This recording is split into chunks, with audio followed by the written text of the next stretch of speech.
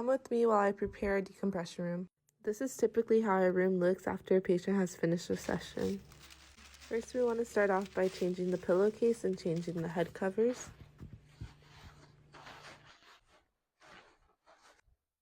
Make sure it's all clean for the next patient.